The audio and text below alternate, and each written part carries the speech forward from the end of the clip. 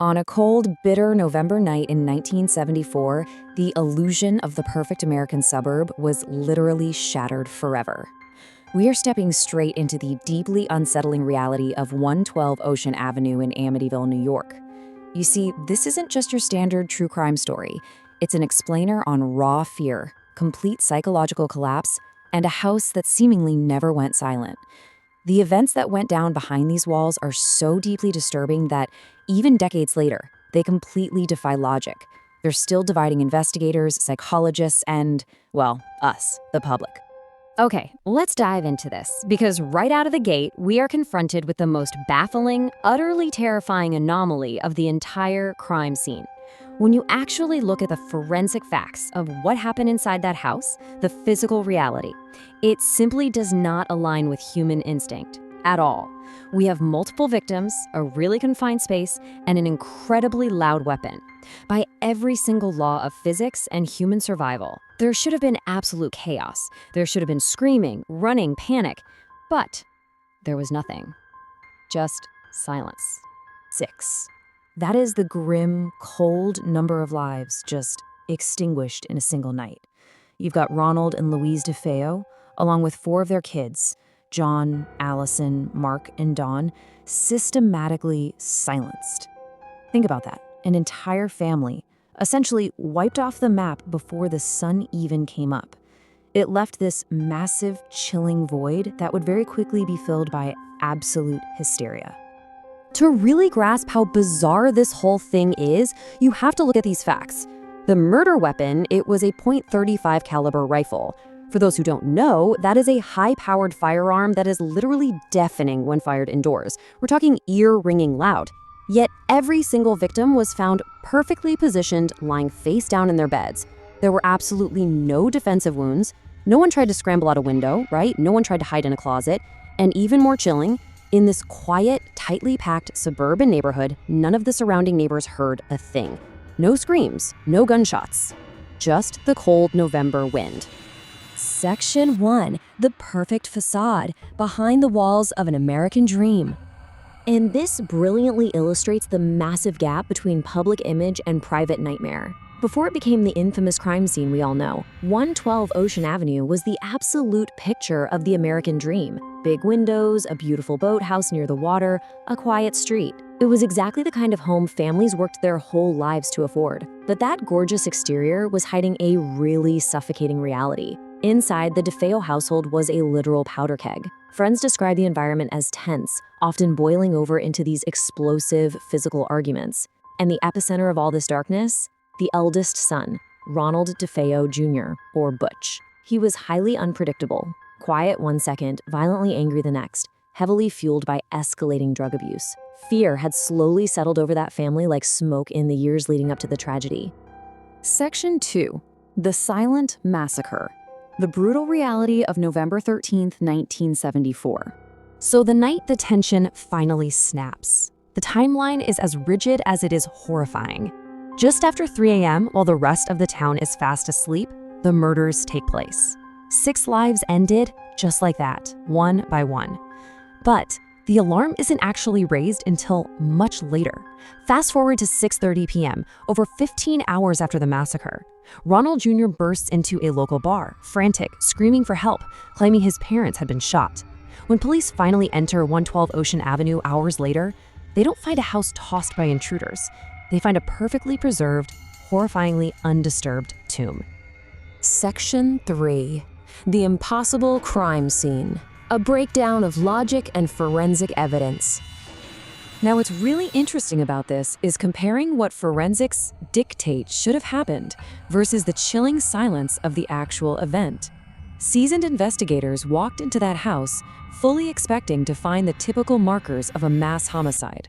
Instead, a complete breakdown of logic. Expected reality, deafening shots echoing down the street. Actual scene, total silence. Expected reality, victims waking up, fleeing in terror, fighting for their lives. Actual scene, all of them lying face down, almost as if they never even saw death coming. Expected reality, the killer drugged them or broke the locks. Actual scene, toxicology reports showed absolutely zero toxins. and there was no forced entry whatsoever. Honestly, it was as if a ghost committed the crime. Section 4. The survivor's shifting story, unraveling Ronald DeFeo Jr.'s alibi. So, with the physical evidence yielding literally nothing but paradoxes, the police obviously turned their full attention to the sole survivor, Ronald DeFeo Jr. At first, he played the part of the traumatized, grieving son perfectly. But, under the intense weight of police questioning, his narrative started to warp. In his first interrogation, he points the finger at a mob hitman named Louis Fellini. It's a somewhat logical lie to explain the execution-style killings, but the details just don't hold up. Days later, he completely shifts the blame to his sister Dawn. And then, years later from prison, the story takes a super sinister turn. He claims he didn't act alone, but rather, dark, whispering voices inside the house commanded him to kill. Once I started, I just couldn't stop. That was his eventual confession to the police. A simple, incredibly cold admission of guilt. He pulled the trigger. But even with the killer behind bars, the heavy questions surrounding that house were far from answered. Section 5. The house that waited. The Lutz family enters the nightmare. You see, the house didn't just disappear after the murders. It sat there on Ocean Avenue, quiet and patient. It was put up for sale at a drastically reduced price, fully furnished. I mean, right down to the exact beds the DeFeo family had died in. And in December 1975, George and Kathy Lutz thought they'd found the deal of a lifetime. But almost immediately, the illusion of their fresh start shattered. And it didn't start with theatrical Hollywood monsters. It began with this quiet, suffocating psychological pressure. Specifically, the 3:15 a.m. phenomenon. Every single night, George Lutz was jolted completely awake at exactly 3:15 a.m. Not by a noise, not by a nightmare, but by a heavy, undeniable presence. And guess what? 3:15 a.m. was the exact estimated time the DeFeo family had been slaughtered. Let's move to the timeline and see how this builds, because the escalation of terror was impossibly rapid. Day 1, they move in. By the end of week 1, it's cold spots, subtly shifting furniture, and George's nightly awakenings. By week 3, the psychological grip completely tightens. The family reports foul smells, Kathy hears whispers, the children speak of a pig-like creature with glowing eyes, and green slime allegedly oozes from the walls. The pressure mounts and mounts until day 28, when the family just breaks. They flee the house in absolute terror, abandoning their clothes, their furniture, literally everything. And they never go back. Right before they fled, the tension reached an absolute breaking point for George. He recalled waking up, feeling the house around him physically shift. And then he heard a voice, not in his head. It was originating from the architecture of the house itself. One single heavy command. Stay. As if whatever resided there was looking right through him. Section 6. The psychological horror. Ghosts or the darkness of the human mind. The Lutz family's escape sparked a massive media frenzy, one that gave birth to the entire Amityville horror franchise. But when we strip away all that Hollywood dramatization, we are left staring at a much more profound mystery. So, the crucial point is, was the house actually possessed by supernatural evil, or was it permanently poisoned by the darkness of the human mind? On one side, we've got the famous supernatural narrative, right? Demons, invisible physical forces, glowing eyes. It's a terrifying thought. But on the other side, we have total psychological collapse.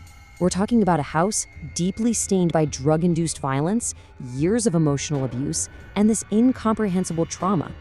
Could it be that the intense fear and the knowledge of what happened on those exact beds just created a contagious psychological hysteria in the Lutz family? Many experts actually argue that haunting stories like Amityville emerge as a sort of societal defense mechanism. Think about it for a second.